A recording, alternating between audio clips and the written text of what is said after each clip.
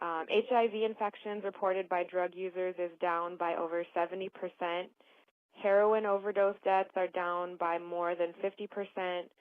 And incredibly, drug use among adolescents, which is something that people who oppose drug policy reform bring up a lot because they're worried about sending the wrong messages to children. There's been a huge drop in adolescent use, especially among teenagers. And so we have evidence that shows that when you treat people with drug problems as though it's a public health problem and not a criminal justice problem, then you have measurable benefits to society in terms of health and in terms of reduction in crime. Wow. Yes, that's amazing. Now, according to some of LEAP's models, what would a post-drug war world look like for us, Shaleen? Well, LEAP doesn't take one position on what that would look like. I think everybody kind of has their own vision that's colored by what they personally see as a regulated system and safe access for people. I think that's kind of different for everyone. And there are a lot of people with medical degrees and social science expertise that would be the best people to give the final answer on what we should try with the different models. But I would be happy to share my personal vision. I'd love to hear yours too, actually. But for me, I would picture a clinical setting for drugs that are being sold. I would like to see just plain paper packaging, straightforward descriptions, fully regulated drugs that could be accessed in various ways depending on the type of drug. So I personally don't think it's useful to talk about dangerous or less dangerous drugs or soft or hard drugs because any drug can be dangerous depending on how you use it. It all depends on how it affects people. So I would like to see certain drugs like cannabis sold in a licensed way, similar to how alcohol is sold, and then drugs that can cause more of an experience where you need supervision would be sold in a licensed area where perhaps they would need to be used in that venue. And then the drugs that are most associated with problematic use or dependent use would probably still want to have them under a prescription model. So I think it really depends on the drug. I would like to see no advertising. I'd just like to see drugs become boring. There's a really great quote that I heard once from the health minister in the Netherlands when he was asked about the teen rates of marijuana use, because their rates are actually about half the rate of teenagers in the U.S., even though cannabis is generally legal for the user there. And so he was asked, what do you guys do? How do you keep your teenagers from using marijuana? And he said, I think we've succeeded in making marijuana boring. You know, it's not glamorous. It's not this boogeyman where you're not allowed to do it and you get thrown in jail if you even try it. And kids aren't lied to about it. It's just this thing that tourists come in and like to do, and it's not cool for them. So that's kind of what I picture when I picture the ideal public health approach, is just a legal way of accessing drugs for people that is varying levels of regulation depending on the drug's effect, but no glamour and lying about it and threatening to throw you in jail. Wonderful. That sounds like a great model. What is some of the legislation out there that you would direct our listeners to follow up on? Does LEAP have any petitions or anything that everyone can kind of get on board with and help you guys propel your efforts? Thank you for asking that. We have several things going on right now. Of course, there's the federal bill, H.R. 2306, which is the Ending Federal Marijuana Prohibition Act that's introduced by Barney Frank. And I believe it's the first federal bill of its kind. And what's groundbreaking about that is the dialogue that it's starting. I think it has 13 co-sponsors right now, and it shows that sensible, popular elected officials who are on the side of the people are the ones who support bills like this, and that their constituents are going to reward them for it. So regardless of how far it gets, it's really important for citizens to send a message by contacting their representative and encouraging them to support it. Again, that's Federal Bill H.R. 2306. And then at the state level, we are involved in so many campaigns right now, because that's basically what LEAP does. We don't do our own campaigns, but we support the campaigns by providing a law enforcement perspective. And some of the most important ones right now are in states where they are aiming to make the first legalized model for marijuana statewide in 2012. And there are committees that are working on that in Colorado and Washington and California.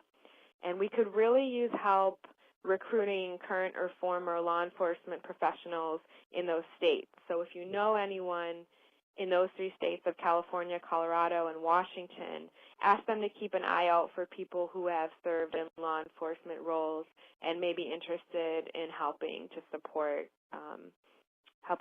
a law that would legalize marijuana. Ah, very good.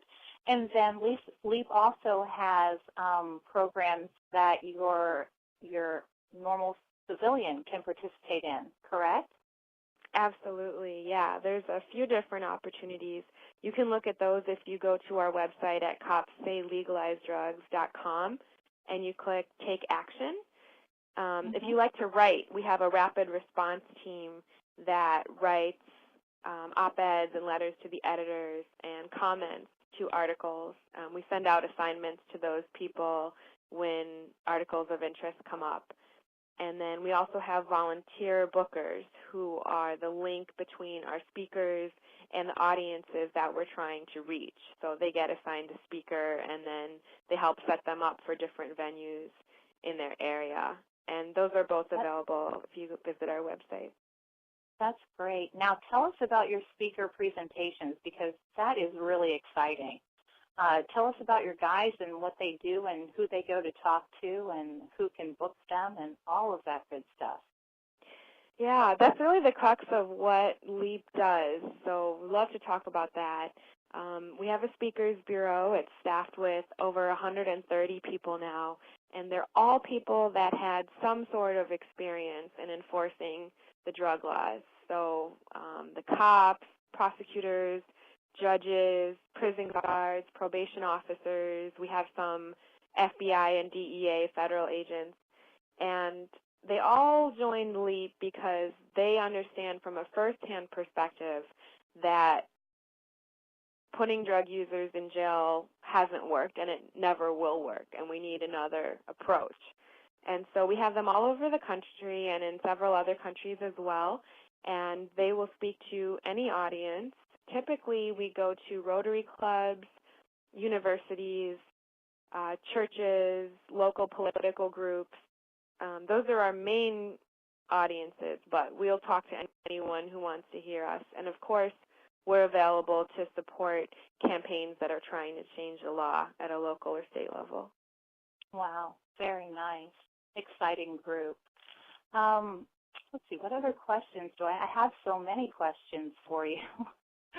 I guess if you could stress one thing to everyone out there, what would it be? I know that a lot of people want to get involved or supportive of the movement, but for different reasons do not want to stand out on the street corner with a big pot leaf sign, or simply just do not know where to start.